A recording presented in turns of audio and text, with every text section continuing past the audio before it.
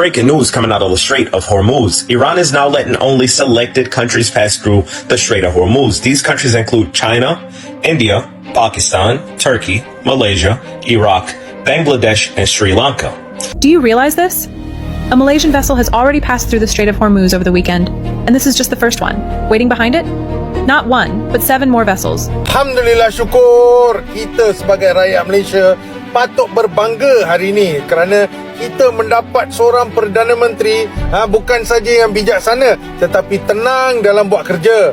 Dia lebih mementingkan masa depan negara, kelangsungan hidup rakyat. Hari ini melalui hubungan diplomasi, level diplomatic relationship yang tinggi, Malaysia mendapat satu perkabaran baik melalui Duta Iran, di mana kapal-kapal Malaysia, terutamanya kapal Petronas dan kapal MISC dibenarkan melalui Selat Hormuz secara percuma.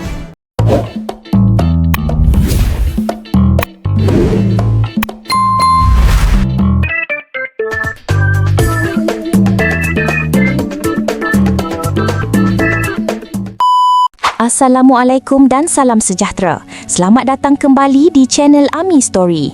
Hari ini kita akan membincangkan satu isu yang hangat diperkatakan. Kenapa kapal Malaysia boleh melalui Selat Hormuz dengan mudah sedangkan kapal Indonesia masih tertahan? Adakah ini soal keistimewaan atau ada sesuatu yang lebih besar di sebaliknya?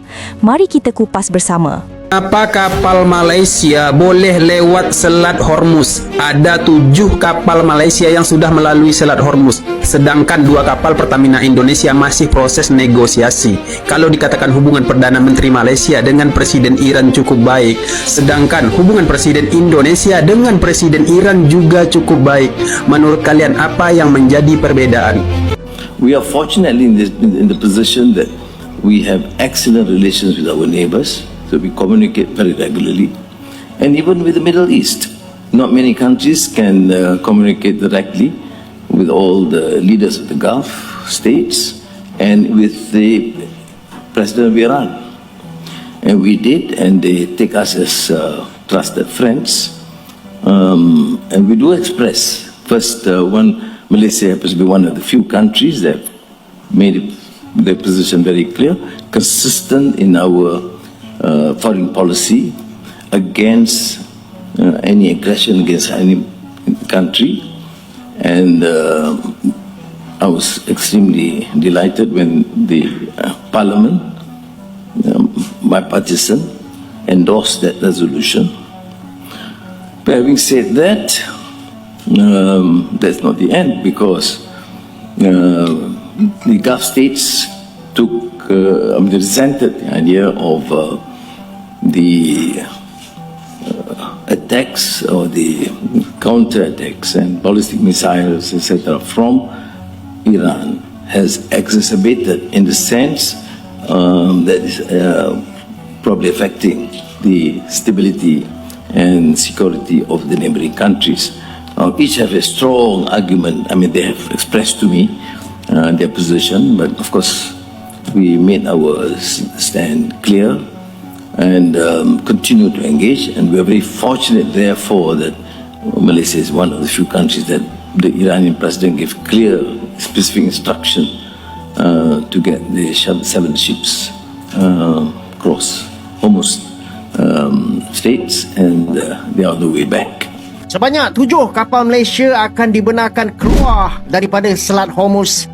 Ini selepas usaha diplomatik antara Malaysia dan juga Iran yang akhirnya telah menunjukkan hasil yang sangat positif. Kapal-kapal ni termasuk kapal yang dimiliki oleh Petronas, MISC dan juga Sapura Energy yang sebelum ni dilaporkan telah pun tersekat akibat daripada ketegangan geopolitik dekat kawasan tu, dan langkah ini dibuat selepas perbincangan terus antara pemimpin Malaysia dan juga Iran untuk memastikan kapal-kapal Malaysia ini boleh terus melalui kawasan selat tersebut. Akan tetapi guys, walaupun berita ini dia bagi sedikit kelegaan, tapi hakikatnya keadaan dekat kawasan tu masih lagi belum stabil sepenuhnya. Dan buat masa ni dianggarkan bukan sedikit guys, iaitu sekitar 2,000 kapal komersial masih lagi terkandas dekat kawasan tu dan berdepan dengan kesesakan dekat laluan. Ini menunjukkan gangguan kepada rantaian bekalan global ni masih lagi berlaku. Okey guys, apa yang berlaku sekarang ni sebenarnya kalau kita perhatikan betul-betul, dia menunjukkan yang Iran ni semakin kuat mengawal kawasan Selat Hormuz itu berbanding sebelum perang. Kalau dulu diorang hanya bagi satu ancaman, akan tetapi sekarang ni diorang dah betul-betul boleh tentukan siapa yang boleh lalu dekat situ dan siapa yang tak boleh. Lagi satu, Iran juga bukan setakat nak kontrol laluan tu, tapi juga dah mula plan untuk monetize dengan charge laluan dan juga toll booth bagi kapal-kapal tertentu. Ini adalah sesuatu yang tak pernah berlaku sebelum perang. Sementara tu, Donald Trump dan juga Amerika Syarikat masih lagi belum mampu untuk buat apa-apa dekat Selat Hormuz tu, walaupun mereka mendakwa dah menang dalam peperangan. Dalam situasi geopolitik yang semakin tegang di Timur Tengah, Selat Hormuz menjadi laluan paling penting bagi perdagangan minyak dunia. Kawasan ini kini dikawal ketat oleh Iran. Malah terdapat laporan bahawa sesetengah kapal dikenakan bayaran transit yang sangat tinggi, mencecah jutaan dolar. Namun, apa yang menarik perhatian adalah apabila kapal-kapal Malaysia dilaporkan berjaya melalui selat ini tanpa dikenakan sebarang bayaran. Malah mereka diberikan laluan khas seolah-olah layanan VIP. Keadaan ini sangat berbeza dengan kapal Indonesia yang masih dalam proses rundingan dan belum mendapat perkelulusan untuk melintas. Persoalannya, kenapa berlaku perbezaan ini? Jawapannya terletak pada kekuatan hubungan diplomatik. Malaysia dilihat sebagai negara sahabat oleh Iran. Hubungan dua hala yang baik termasuk kerjasama dalam sektor tenaga dan perdagangan telah membuka ruang kepada kepercayaan dan kelebihan dalam situasi kritikal seperti ini. Selain itu, penting juga untuk kita faham bahawa isu 8 juta dolar yang tular sebenarnya bukanlah tol yang perlu dibayar oleh Iran. Ia adalah kos tambahan seperti insurans dan risiko perang yang ditanggung oleh syarikat perkapalan melalui kawasan berisiko tinggi. Ini menunjukkan betapa pentingnya kita menilai sesuatu maklumat dengan teliti agar tidak mudah terpedaya dengan berita yang disalah tafsir. Daripada sudut yang lebih luas, situasi ini membuktikan bahawa dalam dunia hari ini, kekuatan diplomasi bukan sekadar simbol tetapi satu aset strategik yang mampu memberi manfaat besar kepada negara dan rakyat. Breaking news coming out of the Strait of Hormuz. Iran is now letting only selected countries pass through the Strait of Hormuz. These countries include China, India, Pakistan, Turkey, Malaysia, Iraq, Bangladesh, and Sri Lanka. Countries that are strictly blocked, even if they pay the 2 million yuan fee, are the United States, Israel, Japan, and South Korea. This is the largest and most crucial toll gate on earth, and now Iran controls it. Do you realize this? A Malaysian vessel has already passed through the Strait of Hormuz over the weekend, and this is just the first one. Waiting behind it? Not one, but 7 more vessels. The Strait of Hormuz isn't just any route. It's the most critical oil choke point in the world. If it gets blocked, prices go up and every country feels it. And at a time when tensions are high, many ships from other countries couldn't get through. But Malaysia, the vessels are already moving, on the way to Pengerang. Why? Malaysia has credibility. And even more telling, Iran said it themselves, "We don't forget our friends." That's not just a nice line, that's a signal Malaysia isn't a stranger in this game. Not because Malaysia is the strongest nor the loudest, but because Malaysia has been consistent, building relationships, earning trust, and knowing when to engage. Meanwhile, there are still people trying to spin this, calling it a coincidence, but in geopolitics, coincidence is rare. What matters is track record. The reality is right in front of us. Other countries are stuck, Malaysia is moving through. You see a ship moving, I see one thing. When a country has credibility, even the narrowest routes can become a path forward. So when Malaysian vessels made it through, some people started asking, is Malaysia really that special? The answer is, maybe not just special, but clearly Malaysia is not just another country. Alhamdulillah guys, akhirnya Iran membenarkan 7 kapal kita lalui Selat Hormuz tanpa membayar apa-apa. Maksudnya kita boleh lalu je dengan jaminan selamatlah kapal kita apabila lalu kat Selat Hormuz tu. So Alhamdulillah kita bersyukur sangat-sangatlah duduk kat Malaysia kerana kita mempunyai hubungan yang baik dengan negara Iran. So korang kongsikan pandangan korang di ruangan komen. Alhamdulillah geng, hari ni Duta Iran keluarkan kenyataan 7 kapal Malaysia yang dapat green light lalu dekat laluan Selat Hormuz tu tak dikenakan tol. Alhamdulillah lah. Kalau kena tol tu gila kau. 2 juta bayar pakai dolar.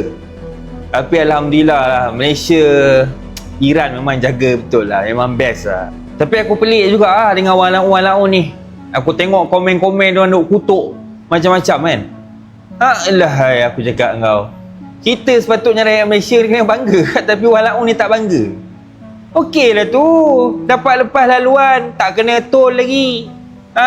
Nak harap kau punya pemimpin PAS tu langsung tak berguna. Alhamdulillah, syukur. Kita sebagai rakyat Malaysia patut berbangga hari ini kerana kita mendapat seorang Perdana Menteri bukan saja yang bijaksana tetapi tenang dalam buat kerja. Dia lebih mementingkan masa depan negara, kelangsungan hidup rakyat. Hari ini melalui hubungan diplomasi, level diplomatic relationship yang tinggi, Malaysia mendapat satu perkabaran baik melalui Duta Iran, di mana kapal-kapal Malaysia, terutamanya kapal Petronas dan kapal MISC, dibenarkan melalui Selat Hormuz secara percuma. We have been granted a VIP access, di mana kita tak perlu bayar access untuk laluan tu, laluan tol lah kan. Dolar tau, dolar Amerika Syarikat 2 juta tu tak perlu bayar. Kita just cross je, bye bye, kami nak balik, macam tu je. Ini nak harapkan walaun ni, walaun kau punya pemimpin ni, duta Timur Tengah yang makan gaji buta, pimpinan-pimpinan korang, sampai ke sudah takkan selesai benda-benda ni. Tulang korang duduk memekik setiap hari, tapi Anwar Ibrahim tu relax, tenang je buat kerja. So korang tak payah nak claim kredit. Oh, ini kononnya sebab Haji Adil lah, sebab payah. Sekarang Perdana Menteri Anwar Ibrahim. Kau faham? Kredit harus diberikan kepada PMX dan Kerajaan Madani. Sembang walaun memang kencang, tapi isi tak ada. Kapal kita dah lepas, minyak boleh turun tak? Korang tahu tak, waktu kapal komersial negara lain pening tersekat ke Asia Barat sekarang ni, 7 buah kapal Malaysia selamba je melepasi Selat Hormuz. Oh, level VIP babe. Macam yang kita tahu, tentera Iran tengah mengawal ketat Selat Hormuz sebab krisis ini. Tapi kapal milik Petronas, MISC dan Sapura Energy dapat green light. 4 daripadanya bawa minyak, contohnya kapal Ocean Thunder, membawa 1 juta tong minyak mentah Basrah Heavy dengan selamat. Macam mana boleh lepas? Ini hasil rundingan terus PMX dengan Presiden Iran Masoud Pezeshkian. Iran memberi pelepasan sebab Malaysia diklasifikasikan sebagai negara bukan musuh. Kita konsisten tidak menyokong pencerobohan ke atas Tehran. Paling nampak 7 kapal kita ini lepas free tanpa bayar sebarang tol maritim baru yang Iran telah kenakan. Negara lain ramai lagi yang terkandas di Teluk Parsi atau terpaksa pusing jauh. Kapal jiran kita pun tersangkut tahu. Inilah bukti kuasa diplomasi yang padu menyelamatkan nyawa kru dan aset negara. Jadi korang rasa diplomasi kita di tahap terbaik tak sekarang ni? Cuba komen dekat bawah. Sebagai penutup, marilah kita mengambil pengajaran daripada isu ini. Pertama, kita sebagai rakyat perlu lebih bijak dalam menilai maklumat.